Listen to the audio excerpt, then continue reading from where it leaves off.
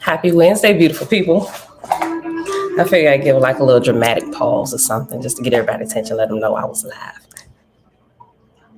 Top of the day, everybody. First of all, before we do anything, before I even get the date, let me just first say thank y'all for hanging out with me every morning just to study, have fun, and be goofy. Y'all the real MVPs. So I'm going to give shout outs to y'all. Avia, greetings. Elijah, peace and blessings. The Brian Yoga is tired this morning. Man, get in that meditation chamber.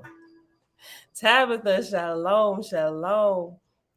Yes, all praises to the Creator. Facebook user, in the name of Jehovah, love and light to all faithers. Yes and amen. Kings and Queens coaching group, shalom. Mom, shalom, shalom. Hey, girl, hey. Drayson Righteous, shalom. Nazarene is saying, Grand Rising family lamb. Peace, love, and light. Strength, y'all. Eternal learner. Blessings to all. Peace, love, and light. Auntie Belinda Brown, Grand Rising. Tone, the lowly one. Shalom, shalom to the fam. Derek, shalom, fam. Fritz, what's going on, brother? And everybody else here hanging out in the background. Happy Wednesday. It is July the 12th. 2023, day 74 of year 5 of reading through books, laws, and prophets of the 5-year consecutive day count. It is day 1454. And today we are going to read some more parables or stories that we haven't heard yet by Yahshua. So these are pretty good. I mean, I haven't read ahead, but from what we read so far with Big Boy and Slide, these other stories got to be pretty good. So we're going to start it on page 468 in the Holy God Spell section of the Holy Megillah, also called the Secret Nazarite Scroll, chapter 28, verse 259. And then we're just going to go there until our time runs out today. All right, y'all. So, Father, we thank you for sequential steps and processes. Yes. It's the path to growth. It's the sequential steps and processes is the roadmap for growth. Let's just say that. That's all. Look, twisting and stuff. Pulling myself together. All right, beautiful people. All right. Let's turn it down a little bit.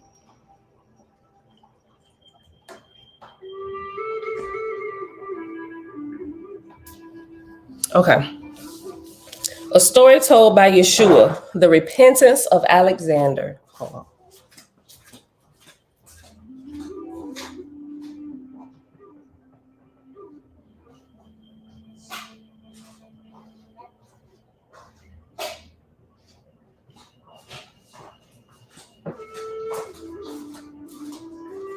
Okay.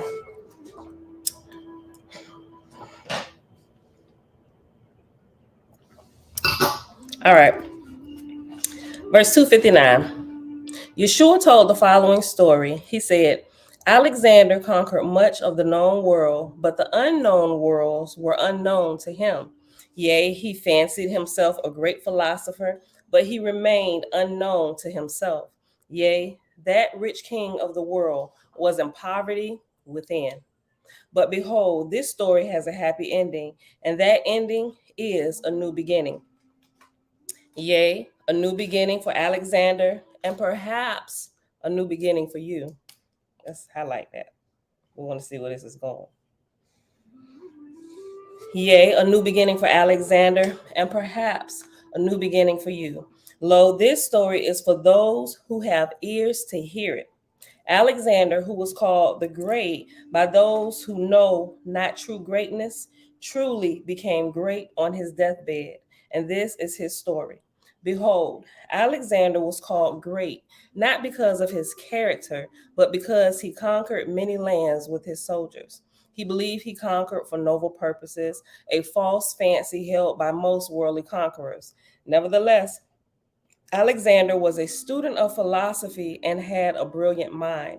His lack was not in knowledge, for he studied with great teachers. Lo, the lack of Alexander was not in head, but in the heart. For lo, he lacked compassion. His soldiers killed many innocents, yea, and committed atrocities too horrible to describe. Alexander's mother came to him with reports of atrocities committed against women and children by his soldiers. She said, "These things are done in your name." But Alexander dismissed these things, saying to his mother, "Such things are simply a part of war. I cannot be bothered by these reports." Many years later, after his soldiers had conquered most of the known world and had invaded northwestern India, Alexander met an elderly yogi. The yogi was a master astrologer, and fascinated by astrology, Alexander demanded that the yogi use his art to determine when he, Alexander, would die and what would be the sign that his death was imminent. For Alexander thought that if he knew the signs that his death was near, he might be able to flee upon seeing the signs and thus avoid death. The old yogi did as Alexander demanded, saying, "O great conqueror, you will not die before seeing three signs. One, your bed will be made of iron. Two, when you look for the sky, you will see gold. And three, you will surrender to a greater king than yourself." Alexander was happy, saying, "I will simply never sleep on an iron bed. And lo, it is unlikely that I will see the sky the color of gold, for never before have I seen it that color. And I hereby pledge to never surrender to any king, which means I can never die. Even if I fail to avoid one of these three signs, surely I will avoid at least one, the last one. And according to the yogi, I cannot die unless all three things come to pass." What a way to, what's the word I want to use?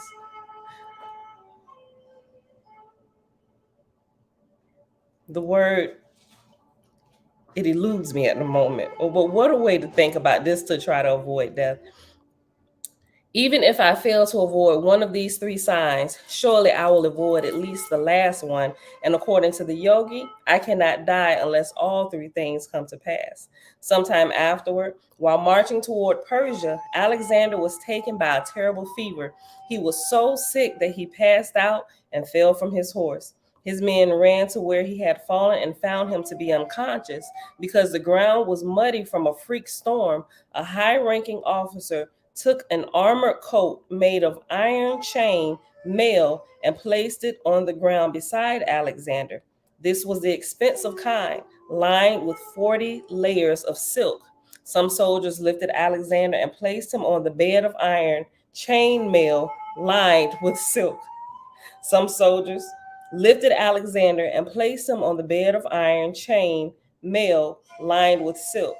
When the sun broke through the clouds, a soldier placed a golden cloth over the eyes of the still unconscious Alexander.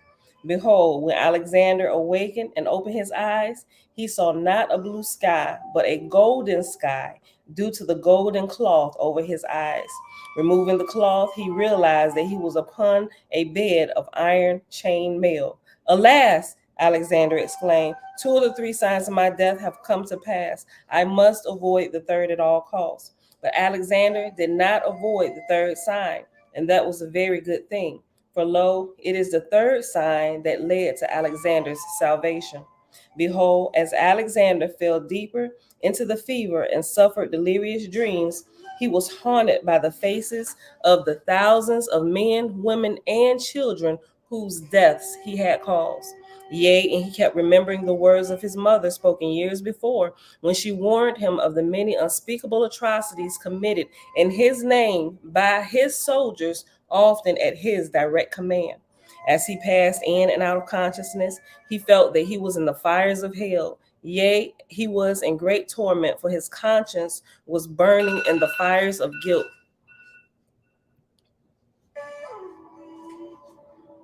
When the fever broke, Alexander cried out to the men who surrounded his bed, "To whomever will bring my mother to me before I die, I will surrender all my wealth." But after making this offer, Alexander began to lose strength. A physician said, "Alexander has only moments to live. No one can bring his mother to him sooner than a month, and he has but a few breaths left." Behold, in his torment of guilt, Seeing the faces of his many victims, the last moments of Alexander's life were spent in repentance. He begged the heavens for forgiveness. He felt sincere sorrow for his past actions. Then lo, though the men around his bed did not see it, the Lord brought to Alexander a true vision of his mother. And Alexander begged his mother's forgiveness, saying, I should have heeded your warnings, dear mother. She hugged Alexander and comforted him with motherly love. Then Alexander said to his mother, Who brought you to me? I will surrender all of my wealth unto him. Alexander's mother pointed toward the Lord, and now Alexander saw the Lord. Alexander said, My Lord, I surrender all I have unto you. Wow. I surrender all I have to you. Yea, and I perceive that this is the coming to pass of the third and last sign of my death. Then Alexander exited his body and was declared dead by his physician. But unseen by those who mourned at his bedside, the spirit of Alexander was taken to meet the mother of his soul, the lady Janna. Thus it was that the Lord granted not only Alexander's wish to see the mother of his body, but also took him to see the mother of his soul. Thus it is truly said, it is never too late to repent. But it is also truly said, the sooner you repent, the less carnage you cause. That was good. And I like the way that they said he died. They didn't say he died or, he took his last breath. They said he exited his body. I like that. I'm going to highlight that. Verse 321. Then Alexander exited his body and was declared dead by his physician. All right, the next one. A story told by Yahshua, the tree spirit and the young woman. DC, shalom. And everybody else that came in the last few minutes hanging out in the background. Happy Wednesday. All right, verse 326, on page 470 in chapter 28 of the Holy Gospel, Holy Megillah. A story told by Yahshua, the tree spirit and the young woman. Yahshua noticed that a group of young women were mocking one of their peers and a girl of perhaps 18. Lo, the young woman mocked the girl for having married an Ethiopian man of black skin, saying, It is a shame to mate with a man of different skin color than your own. Your children will be mongrels. Hearing these words, Yahshua approached the young women and told them the following story. Yahshua said, There once lived a family who lived in profound harmony with nature. Indeed, they so closely walked the way of the green lady, and that the Alafim and the creatures of old Eden openly befriended them. The family was called Aleph friends by the holy Alafim. And they were called unicorn friends by the unicorns, and were called many silly names by the very silly fairies who also befriended the family. Here follows the story of a young maiden from that family. Her name was Enchantment. She was the daughter of a great wizard and wizardess. Her father's name was Justice, and he was of the green wizards of the white rose, which is of the order of Isha. Her mother's name was Mercy, and she also was of the green robe of Isha. Behold, this family lived in a beautiful forest, and it was there that an amazing thing happened. The human maiden, Enchantment, mated with the spirit of the holy tree. This was possible because, in an act that is rare, this tree spirit took human form by night out of love for the maiden. The story of this unusual mating now follows. One beautiful day in spring, the lovely maiden Enchantment was walking in a sunny meadow near her home in the forest. Yea, the weather was delightful, as were the surroundings. The air smelled of green life, the happy sound of a bubbling spring of crystal clear water accompanied. Hold on. I thought that was a period. That is not a period. That's like the D, the little tail of the D kind of like broken up. It looked like a period. Okay, let me read the whole verse again. 343. Yea, the weather was delightful, as were the surroundings. The air smelled of green life. The happy sound of a bubbling spring of crystal clear water accompanied the songs of happily chirping birds, and hummingbirds danced between branches. In the center of the meadow was a beautiful oak tree, and beside it was a large rock. The rock made a perfect chair. In the comfort of the shade of the oak tree, Enchantment played her hand drum and sang songs. Lo, she also talked to the oak tree, though it did not answer, telling it all of her hopes and dreams, even reciting poetry that she composed just for the oak tree. At the end of this wonderful spring day, Enchantment told the tree, I will come visit you every day this spring. Yea, I will eat lunch each day beneath your branches. And she kept her promise. Yea, not only did Enchantment visit the oak tree in the meadow every day that spring, but also every day that summer, always having lunch in the shade beneath the branches of her friend, the oak tree. And after lunch each day, Enchantment spoke to the tree. Though it never answered, Enchantment felt that the tree could hear and understand her. More than that, Enchantment felt goodness emanate from the tree. It was that goodness that caused her to love this tree. It was that goodness that caused her to love this tree, yea, and to open her heart and mind to the tree. Each day after visiting the tree, Enchantment hurried home before dark, for she lived at home with her parents and siblings and was in charge of making dinner and doing the dishes. But on the first day of fall, things changed.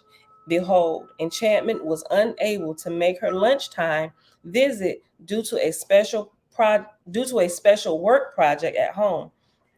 When she finished work that evening, she put on an extra tunic for warmth and for the first time went to visit the oak tree after dark. Lo, with the candle in hand, she approached the spot where the oak tree should be, the center of the meadow. But where the tree usually stood, lo, there stood a young man. Yea, in place of the tree, Enchantment saw a healthy, handsome young man with muscular arms. His hair was long and blonde. Lo, his eyes were blue like the sky. Though he was extremely attractive, his skin was green. But she did not hold the color of his skin against him. Of more concern was his attire, or more precisely, lack of attire. Behold, he was entirely naked. Of more concern was his attire, or more precisely, lack of attire. Behold, he was entirely naked. Wherefore Enchantment took off the extra tunic that she had worn this night. Lo, she handed the green tunic to the young man, and he put it on. Then he sat on the rock with Enchantment and played his wooden flute. I'm gonna keep going. It was music like unto the songs of birds and the wind blowing through branches. Lo, after the music, they talked until it was nearly sunrise. Wait, how old is this girl, Enchantment? That she ain't came back into her parents' house at curfew. Hold on. A group of young girls. Okay, let me make sure I'm keeping the story together. Okay. Lo, after the music, they talked until it was nearly sunrise. They talked about Mother Nature, of gardens and forests, streams and fairies, flowers and fruits. Though she had never met a human with green skin, neither had she met anyone as good and wise as this young man. The color of your skin is different than mine, she told him, but your heart and mind are one with mine. But your hearts and mind are one with mine. Hold on. Let me just highlight that.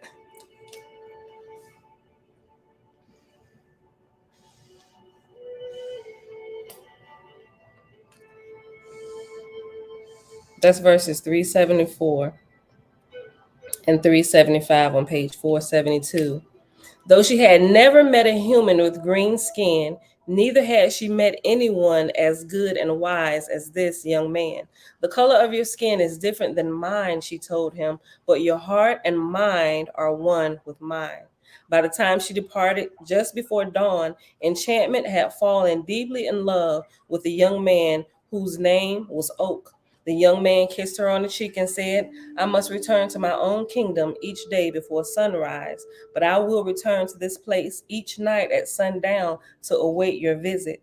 Enchantment lived with her parents near the border between two kingdoms, wherefore she assumed the young man spoke of the neighboring kingdom a short distance to the south of her home. That kingdom was a long walk indeed, but doable in a portion of one day. She said, each evening after the sun sets and after I have finished my household chores, I will come visit you at this spot. Behold, Enchantment had fallen in love with this young man because of his goodness. She cared not that his skin was green, and it was not his good looks that charmed her. Rather, she felt his goodness. Lo, this was the same sort of goodness she had felt from the oak tree. Remembering the oak, she asked herself, why was the oak tree not in its normal spot tonight? I will look for the tree at lunch tomorrow. Then I will visit the young man at night. The next day at lunchtime, Enchantment found the oak tree in its normal spot in the center of the meadow. But behold, hanging from its top center branch was the green tunic she had given the young man the night before. She wondered, did the young man discard the tunic and walk home naked? That night, after doing the dishes, the sun set, and it was the appointed time for Enchantment to go meet the young man in the meadow. But lo, her dog went into labor, and she stayed home to help deliver the puppies. Just before sunrise, the last puppy safely just before sunrise, with the last puppy safely delivered, Enchantment ran out the door toward the meadow to meet her beloved. She hoped to arrive just in time to meet the young man before he returned to his kingdom at sunrise. Behold, Enchantment ran fast but did not beat the sunrise. Rather, she arrived at the very moment the sun rose over the hill and touched the center of the meadow. Can you guess what she saw? Lo, Enchantment saw the young man, her beloved, again, standing in the spot where should be the oak tree. But behold, with the touch of the sun, the young man began to sparkle and change form. Where he had stood, now stood the oak tree. The young man had vanished. Enchantment now knew the truth. The young man and the oak tree were one and the same being. That night, after sunset, Enchantment returned to the meadow and met the young man. She said, my beloved, I perceive that you are the same being that appears as an oak tree by day, a tree that graces this meadow, a tree by which I sit each day at lunch. Tell me, why do you become a man by night? The green-skinned, handsome young man, Oak, replied, each day, Enchantment, you come and sit beside me at lunch. You share your heart and mind, yea, and speak to me as if I were your friend. Lo, in the form of a tree, I am unable to answer. Wherefore, through the magic of the Alafim who tend this forest, I want to go to a magical forest. Hold on. Look, I know this is a story, y'all, but I get super excited and I return to my childhood days. Listen. Wherefore, through the magic of the Alafim who tend this forest, I arrange that I may appear in the form of man by night, but I must perform my duty as a tree by day. And I must confess, I have fallen deeply in love with you. Yea, I would marry you were it possible. But alas, my beloved, that is not possible. For lo, what kind of husband would I make? Each day I would become a tree, and even when in human form, I would be an embarrassment due to my green skin. Enchantment replied, you emanate goodness, beloved, and I choose to spend my life with you. True to her word, Enchantment married the young man. Behold, at their wedding, which was held after sunset, Enchantment overheard some of the wedding guests mock the green skin of her new husband. One of the guests said to Enchantment, it is a shame to mate with a man of a different skin color than your own, for your children will be mongrels. Enchantment replied, love does not prefer one skin color over another. I like that, so I'm a highlight. I know a lot of people don't agree, but whatever.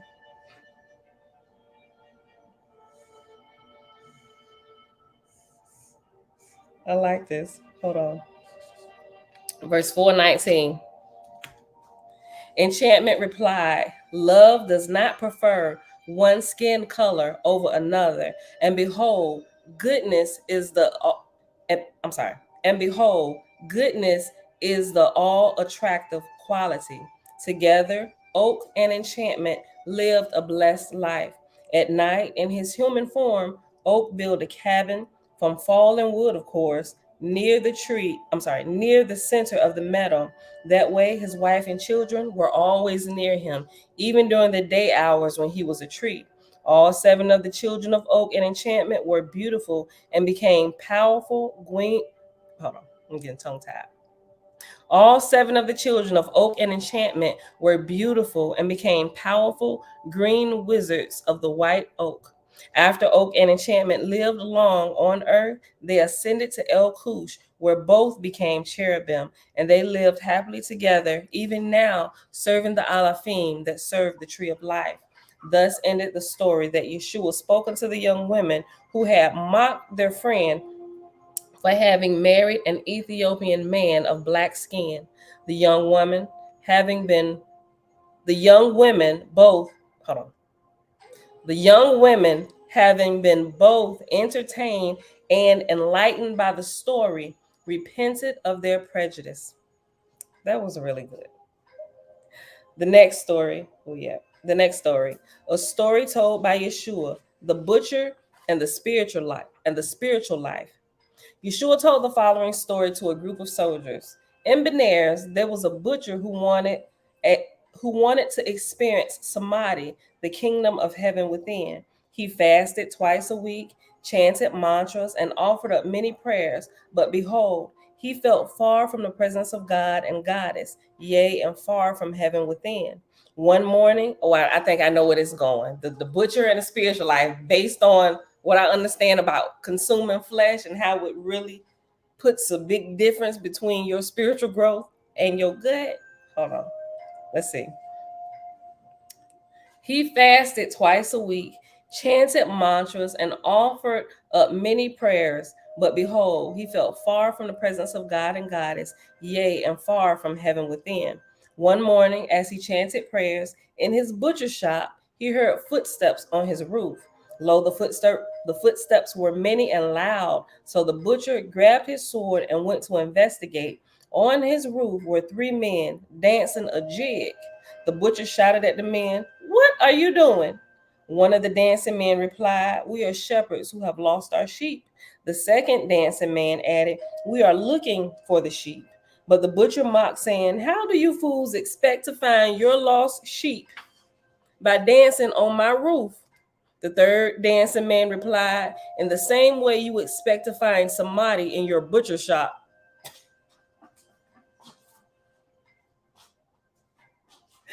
That is insanity, right? That is exactly where this story went, right? Stop slaughtering sheep.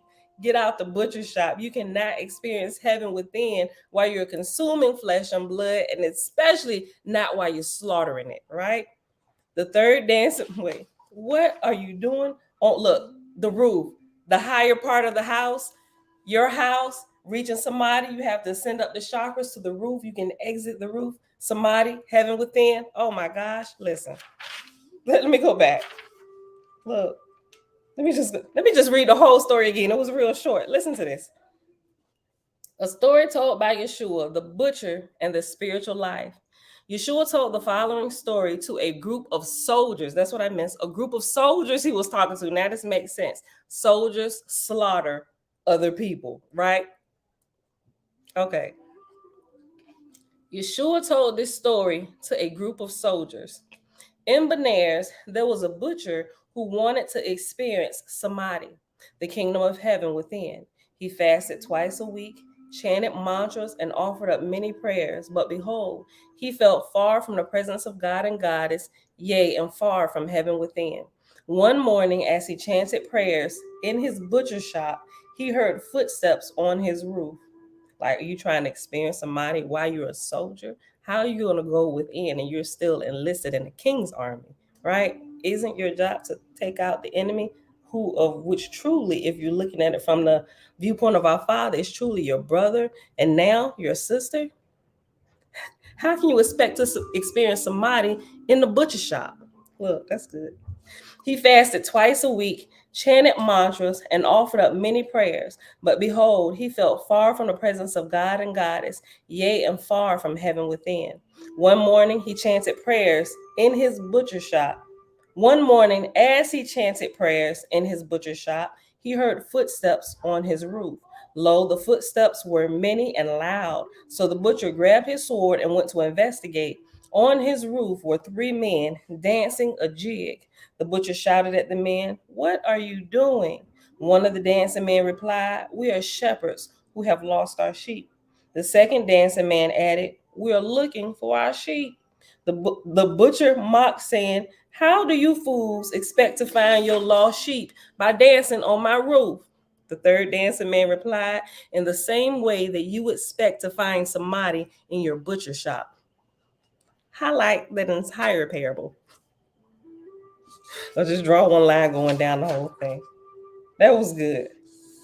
Quite entertaining. Who yet? Okay. This is the next one. This next one is 706. We'll be able to get to it. Okay, so we're gonna read through this next one. It starts at verse 440 and ends at 516. So probably about 5 to 7 minutes. And then we'll be wrapping it up. Okay. Page 474.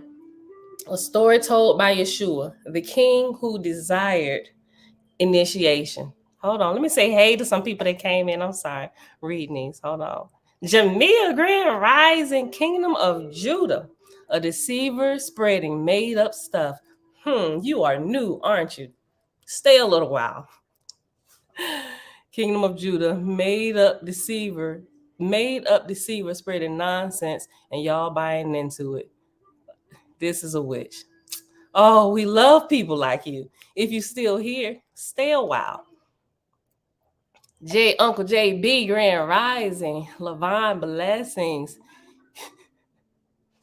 Kingdom of Judah. I love people like you that come here because you don't listen, right? But you can keep your comments to yourself. Laugh out loud, dumb stuff. Y'all, let me just repeat. I'll address them when they come in. We'll put them on. We'll put them in the limelight for a quick second because these are perfect examples of what we're learning about when people get trapped in religious thoughts and don't know how to think for themselves, and they don't test the information that they have been taught to believe is 100% true and 100% authentic. What begins to happen is they begin to defend the lies that they have so come to love, and then they begin to spew their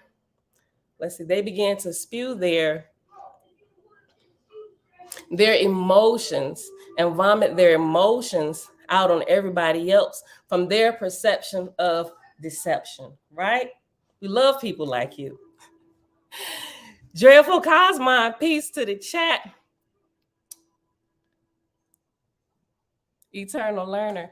The butcher parable resonates deeply for me as it is a dilemma in life.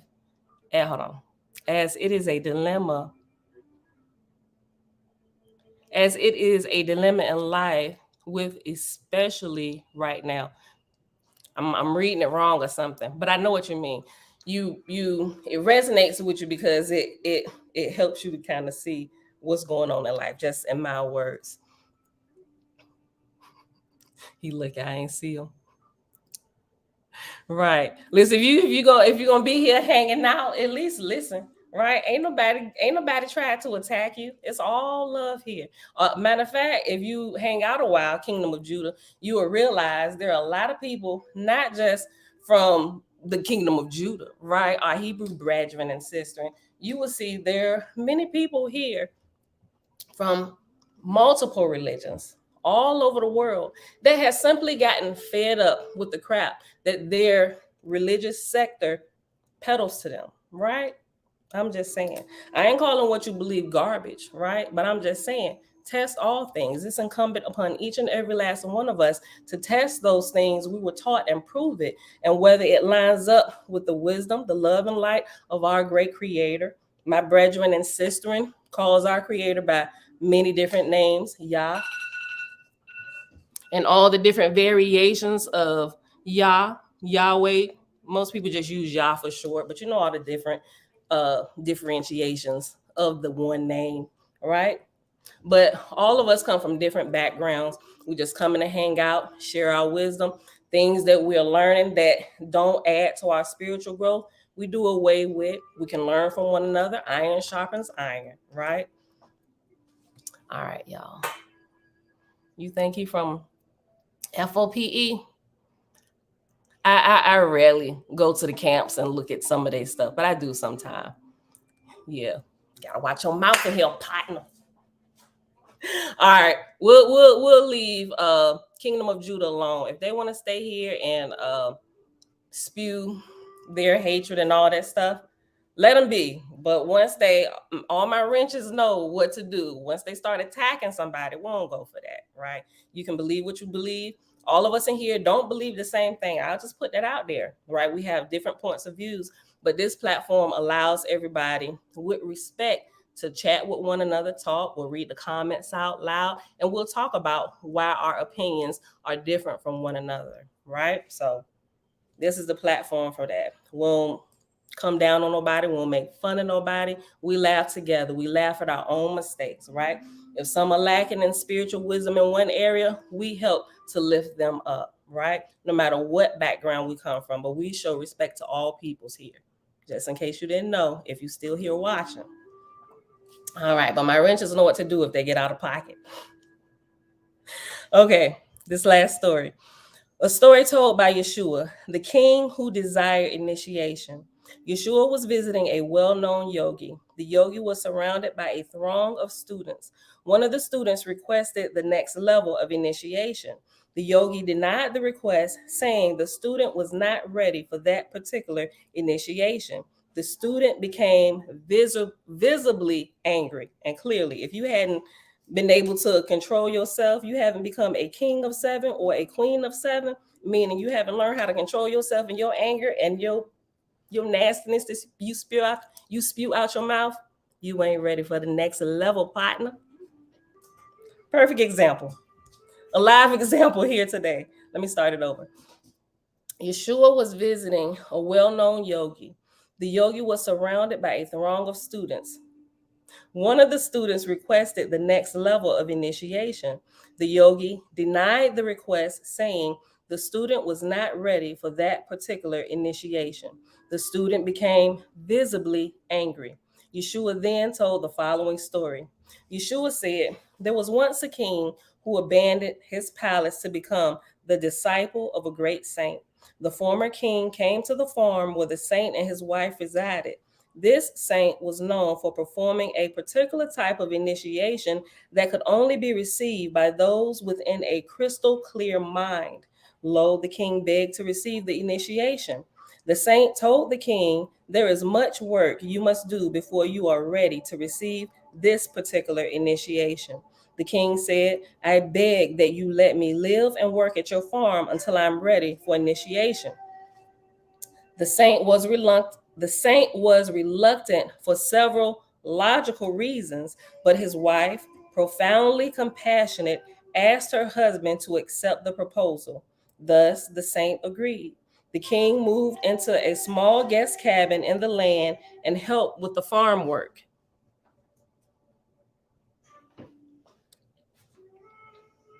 Verse 455, page 474. I'm going to read 454 again. Verse 454, page 474. The king moved into a small guest cabin. When it rained, he worked in the house doing humble chores such as sweeping the floors and washing the dishes. After 6 years, the saint had not yet offered initiation to the former king. The saint's wife, speaking privately to her husband, said, the king has worked hard at humble tasks for 6 years. Rather than the rich dainties of the palace dinner table, he has dined on whatever simple foods we have set before him, always without complaint. It seems to me that he is deserving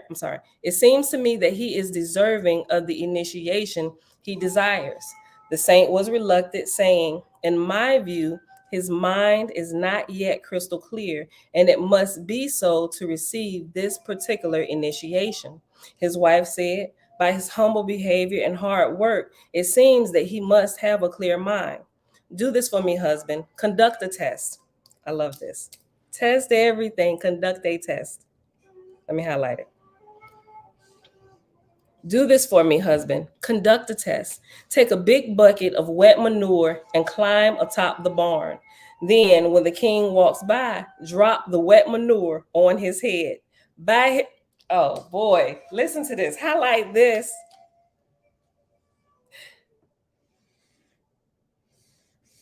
Do this for me, husband. Conduct a test. Take a big bucket of wet manure and climb atop the barn. Then, when the king walks by, drop the wet manure on his head. By his reaction, you will know whether or not he has a crystal clear mind. Her husband, the saint, agreed to conduct the test. The saint hid atop the barn and waited for the former king to walk by the spot. When the king walked by, behold, the saint, dressed as a beggar, dropped the wet manure on his head. The king, looking up and seeing a beggar, the king, looking up and seeing a beggar dashing into hiding, screamed, "You scum!" Oh, we know his mind is not crystal clear. The king, looking up and seeing a beggar, dashed into hiding, screaming, "You scum! I have half a mind to throttle you to death." Ain't that what a lot of people do? In their religion, in their religious factions, or in their worship of the God that they love, that are trying to persuade you to come to the light that they have, right? And if you reject them or you don't agree with them, "You scum! I have half the mind to throttle you." Right? Their reaction on what people say to them. They ain't ready. Which is why they still locked in those religious factions. This is where those people are. And this is where they will remain until they learn to grow spiritually and inwardly. Listen. Verse 467. The saint hid atop the barn and waited for the former king to walk by the spot. When the king walked by, behold, the saint, dressed as a beggar, dropped the wet manure on his head. The king, looking up and seeing a beggar dashing into hiding, screamed, "You scum! I have half a mind to throttle you to death. Lo, when I return to my worldly throne, I will have you cast into prison." The saint went to his wife, who from a nearby window had watched the incident and heard the reaction of the king. She told her husband, the saint, "You were correct. The king still has half a mind to throttle. His whole mind is not yet crystal clear." Another year passed. It has now been 7 years that the king had served as a common laborer at the home of the saint. The wife said to her husband, "Lo, a year has passed since the manure incident. The king has now served 7 years. 7 years is the common novitiate? I'm about to screw this word up. Novitiate. Novitiate. I'm gonna say novitiate. If I'm wrong, y'all correct me. Like, put out the pronunciations with the dashes, girl. This is how you say this word. 7 years is the common novitiate period for your students. Will you now give the king the initiation he so desires? The saint replied, 7 years for some, more or less for others. Initiation is not according to time, but condition. Wow.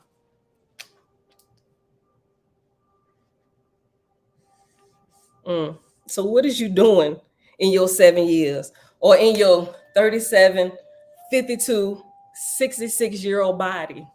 Initiation is not according to time, but condition. And if we look at a lot of our teachers and elders and mores and master prophets and apostles and teachers and preachers and evangelists or whatever, they think just because they have tenure in their ministry position or whatever, that they can high rank and move into other levels, which is why there is no power within the church or within our Hebrew camps, our brethren and sisters and other religious factions. They think because of tenure or time, they get the privilege to walk in the spiritual gifts that will manifest if you spend time organically and grow, and not just doing it for the sake of doing it. Yes, I'm being holy and more righteous than others.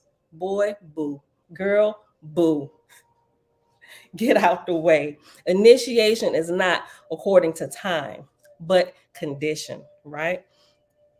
Time, as it is counted by the world, again passed.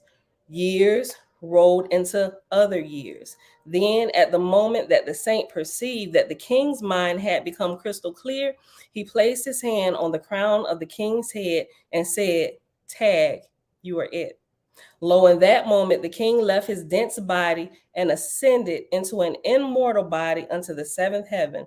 There, the Sun King, Abraham, in my Hebrew tongue, Brahma, in your tongue, told him, "I ask that you go on a mission back to the dense body you left on earth. Go back and use that body to teach the beings in that contested world." And so the king returned to his body that still sat at the farm of the saint. When he entered that body and opened his eyes, it seemed that but a moment had passed in earth time. Lo, the saint stood beside the king, grinning, and the wife of the saint, having observed the initiation ritual from the window, exclaimed, "Ah, I understand."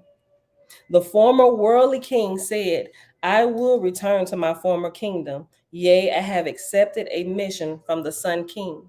The former king did, in fact, return to his former kingdom, but not in the garb of a worldly king did he return, and his former palace was not his destination. Behold, the king returned in the garb of a beggar. He wandered in the forest around the palace, tending the sick, feeding the hungry, and sharing words of wisdom.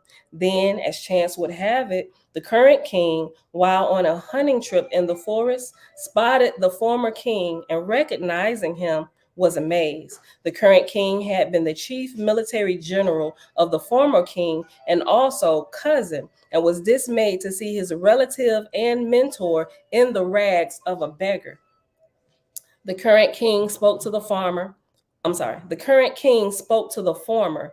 "Old friend, come back to the palace. I will make you my chief advisor. You will live in luxury to the end of your days. For lo, I have never forgotten the kindness you showed unto me in years long past, making me your general and then naming me your successor. Please return to the palace to grow old in fine clothes." The former king, sitting beside a rushing river while mending his garment, replied, "This sewing needle came with me when long ago I left the palace. If I throw my sewing needle into this river, can you retrieve it and bring it back to your palace?" The current king replied, "This river is wide, deep, and rushes rapidly. If you throw your sewing needle in this river, I would not likely be able to return it to the palace." The former king said, "Like my sewing needle, I am not likely to return to the palace. Even so, I aid your people, for lo, I now serve the people who once served me." This is beautiful. "Yea, and I serve the creatures of the forest hold on.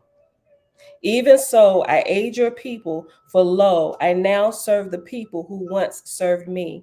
Yea, and I serve the creatures of the forest that I used to hunt." The current king sat up late that night contemplating the words of the former king, who was now a saint. In the morning, he gave up his hunting expedition. He said, "Why hunt when one has found?" Thus ended the story of Yahshua to the throng of students gathered around the yogi. And that is the end of that story. So the next story, it's quite a few more stories in here, but we're going to get into these tomorrow, right? Okay, but this is where we pause today. This was really good today, especially with our live example. Do y'all agree? Misha, hey girl, hey, rise and grind, sis. All right, y'all, let me put my little notes in here. Let me put live example today. Matter of fact, I'm gonna put it in the title. Live example today. I'm gonna highlight it for everybody to see, just in case, somebody wanna, where was it at? Hold on. 76. Live example with Kingdom of Judah. I love you, bro. Or it could be sis. I don't even know by the name, but welcome to our dojo. We like to spar. We like to spar with family members, right? Iron sharpens iron. We may not agree on everything, but stay a while. We might become good friends. I doubt that. You ain't ready for the next level of initiation. Even though you searching, which is why people stumble across my channel when they looking for something. They searching for truth. They putting me in terms.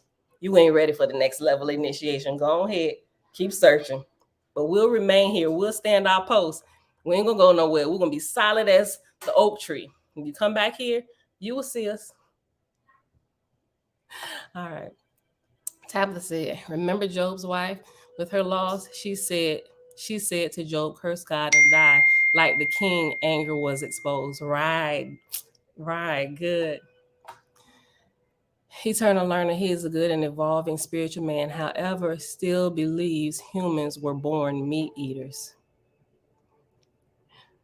Just me, shalom. Blessings, family. I've been in the background listening. Yosef Ben Yisrael, shalom, fam, shalom. Eternal learner said, butcher, I am now vegetarian. However, our home raises its own meat and eggs. It's a struggle right now as I care for the baby chicks who will become my husband's dinner. Oh. Maybe, I don't know, maybe in the process, sometimes it takes longer for some people to transition from flesh-eating diets to plant-based, but something really has to happen to them inwardly, right? So if y'all have transitioned to plant-based, vegan, vegetarian, whatever term you like the best, if you've transitioned and you still live in a house full of flesh eaters, don't be acting all crazy towards them, right? Because everybody in my household is not completely transitioned to plant-based, but because I do control most of the meals, it is incumbent upon me to get a little more creative, become educated, present some of these meals, let them taste them, right? Some things it's like, oh no, you can keep the vegan plant-based stuff with my chili dogs and my steaks and stuff, right? Although my husband, he was really like that, like, girl, please. Is my steak ready yet? Look, I'm in the kitchen looking like a nurse doing the COVID era with the thing going, wearing my gloves and stuff. Like, I feel like a bloody priest sacrificing meat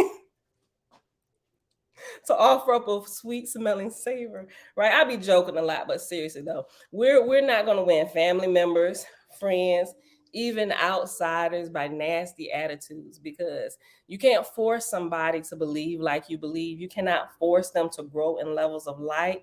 They only grow, seriously, by observation and education, right? And we are the greatest teachers. Even if we never open our mouths, our lives should be great examples, and we should teach people always by how we, one, react to situations, how we treat them when they treat us a certain way, right? Because if they come in with negative energy, but we're full of joy, we're resonating at a higher frequency, we're vibrating high, we should be able to take control of that situation, right?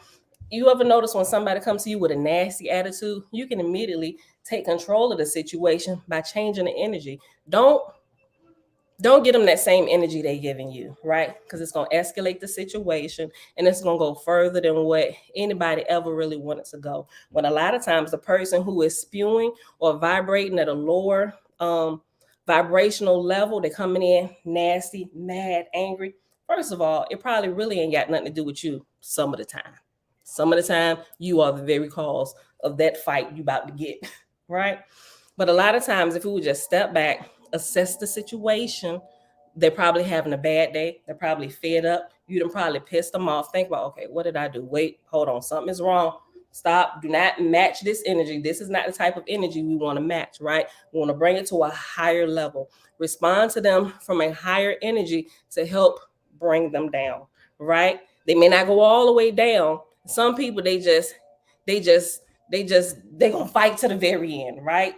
You just got to learn how to assess the situation, and if it come to blows, you got to learn how to be a master. You got to learn how to deflect the blows.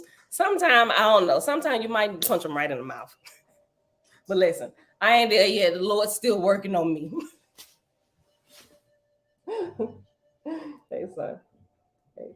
Mm-hmm. What?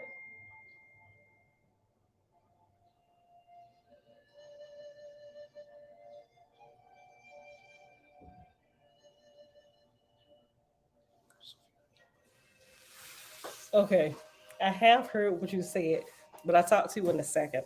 Like, if you ever think, or people ever complain, oh, this, and that, or I went through this, and that, I'm on my favorite, this, and that.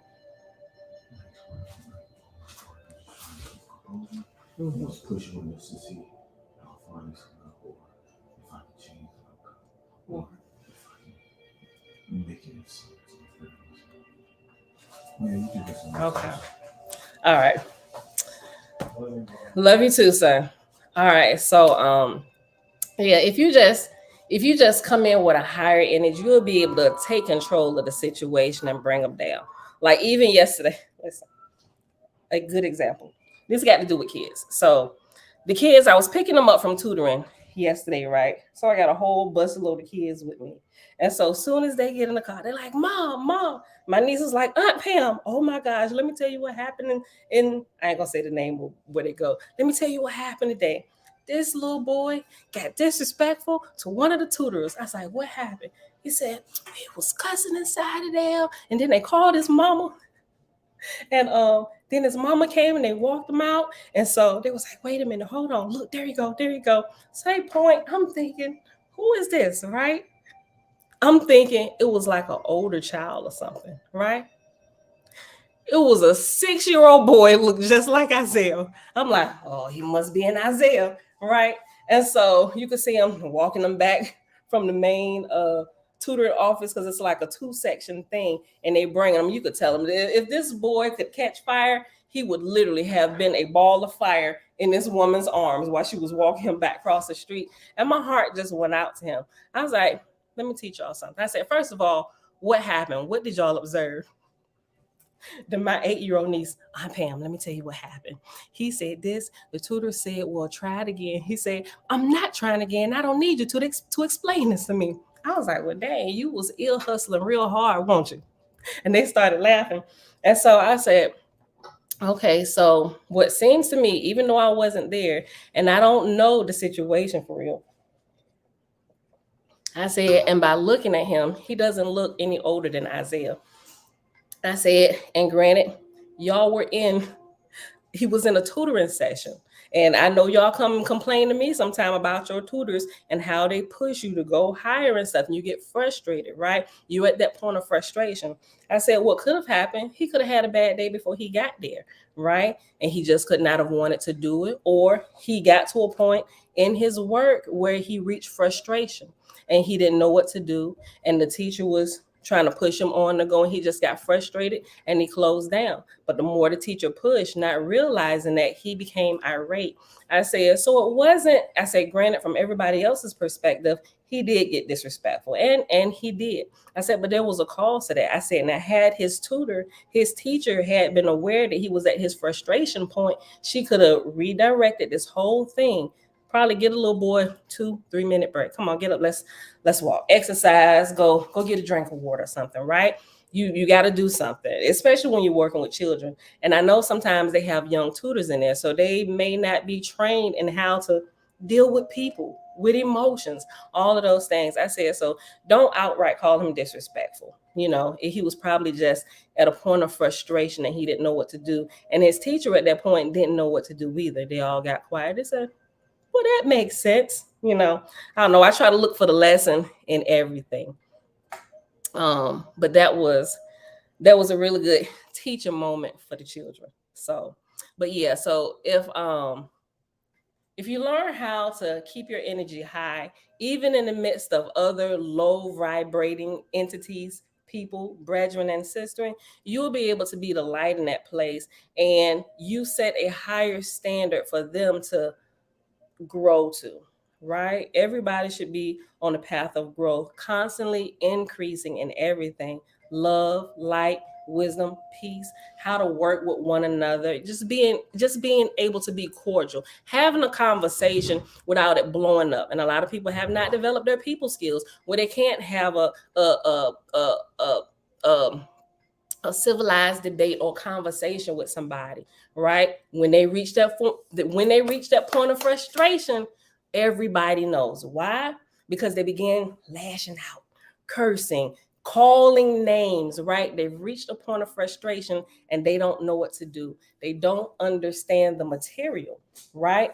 And a good teacher or a good debater would lead them in a way to help them see, okay, here's where you missed the stuff. But a lot of time you can't do that because they're at the point of frustration and they've already ramped up a couple levels where they're cursing, pissify, hot and mad at you. Now they're taking jabs at you, at your text, or whatever it is that you're trying to teach them or show them or trying to help enlighten them with. They've reached points of frustration, right? Like our dear friend, Kingdom of Judah, they're at a point of frustration when they came in, and we began to see that. They began outwardly lashing out, trying to convince other people that this is not the place to be, not realizing that everybody here are at different levels of learning and understanding and spiritual growth, right? And this is not the way we react. This is not the way we have learned to react when we come to points of frustration. Points of frustration have brought us all together. And not just us, but people all over the world who is just sick of the crap, sick of the religious people, sick of the camps, sick of the debates that never go anywhere. Not all of them, because we have some good educational debates that actually raise people to a higher light. Shout out to the Creative Gang. Right? But what we have to realize in our levels of growth, what we really have to begin to focus on is people, right? Not the text, but people, and learning how to deal with people. People is apart from our own personal individual spiritual growth, people is the next in line. That's our next care. It's really actually like one and the same, right? But you have to learn how to be a queen of seven or a king of seven, or learn to master yourself before you can help teach other people to master themselves. Pull the log out of your own eye before you seek to remove the stick or the speck that's in your brother or your sisters, right?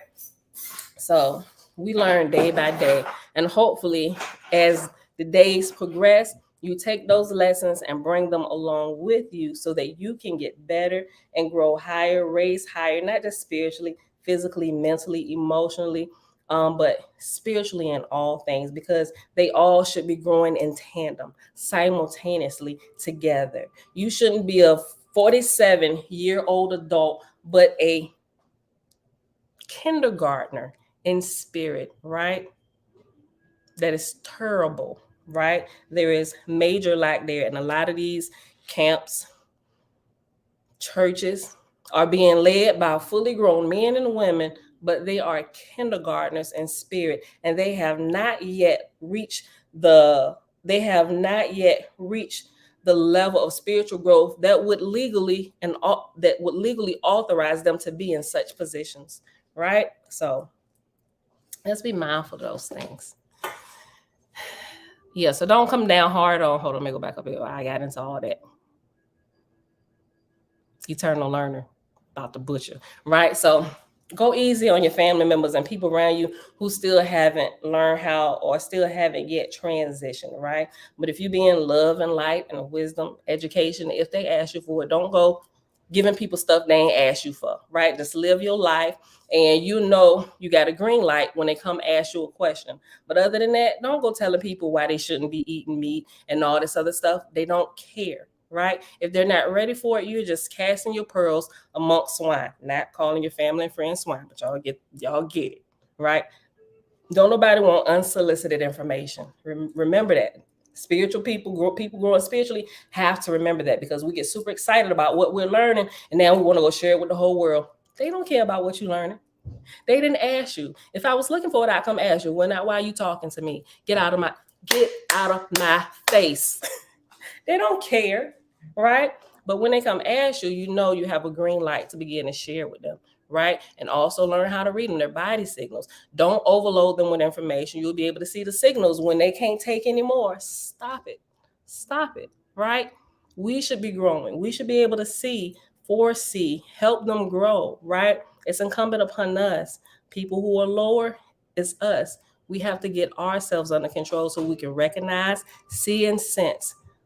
Apply when appropriate, pull back when it's enough, right? It is enough. All right, beautiful people, that's it for the day. We got to get out of here. Easy. We recorded, fam. You can always go back. I would recommend that you go back and listen to the one today. I know a lot of people I can't go back and watch the recordings when it's not live because the interaction is not there. But I want to admonish you when you get a chance. Go back and watch this one today. Real live example happening. Shout out to the Kingdom of Judah. I love y'all. It is Wednesday, July the 12th, 2023, day 74 of year 5 of reading through books, laws, and prophets. And of the 5-year consecutive day count, it is day 1454.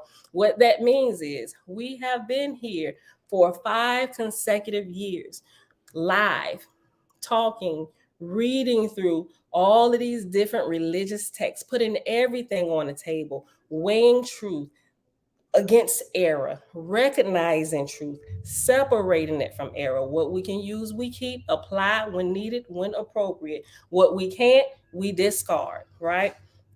But we're learning how to triage information, realize that truth has been scattered all across the world, just like people all across the world.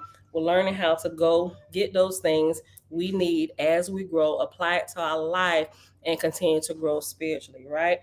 So that means we have been here consecutively, and day count 1,000. We've been live 1,454 days, but that doesn't even count the Sabbath days where we take a rest and my couple vacations and my hiatus, right? When I'm like going offline for a couple days, boom, right? But that's 5 years. That's that count. 1,454 days that we have been here since November 2018. And what we read today was pages 468 to 474 in the Holy Megillah, also called the Secret Nazarite Scroll. We are in the section of the Holy God Spell, and this was chapter 28. All right, y'all, that's it for today. We'll pick up the rest of these parables and stories tomorrow when we come back. I will see y'all back here tomorrow morning, bright and early, 6:15 a.m. Eastern Standard Time. Bruce. But I see through you.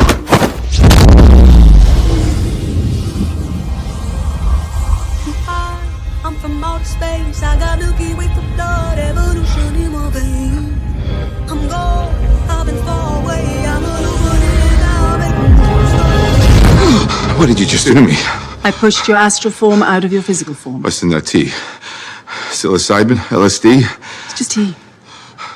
With a little honey. What just happened? For a moment, you entered the astral dimension. What? A place where the soul exists apart from the body. Why are you doing this to me? To show you just how much you don't know. Open your eyes. Been dreaming about dying for a long time. I had a vision from the birds, they want a cold sign.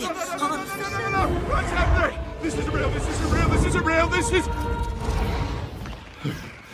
Dreaming about dying for a long time. I had a vision from the birds, they want a cold sign. His heart rate is getting dangerously high.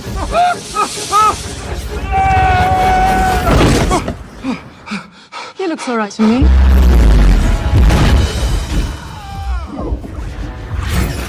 You think that this peculiar universe is all there is? I don't need gravity, I don't need What mysteries lie beyond the reach of your senses? Existence Mind and matter meet. Thoughts shape reality. I don't need gravity, I just need growth. I'm a fine line, yeah, I'm a mislead of this illusion. I am not really here, I'm an intrusion. I don't swim or sink, I just float. Some benevolent and life-giving, filled with malice and hunger. Dark places where powers older than time and waiting.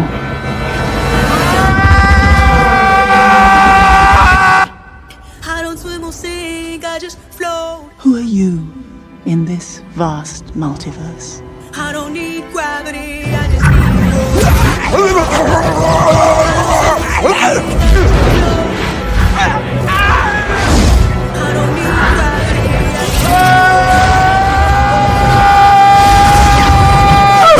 I don't need gravity, I just need growth. Have you seen that before in a gift shop?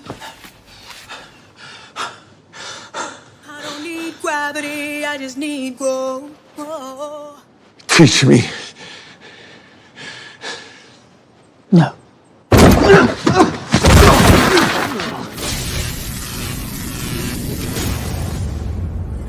It's an earthquake rumble. I won't ever fall, never stumble. And I don't need to be humble. Break down walls like Jericho crumble.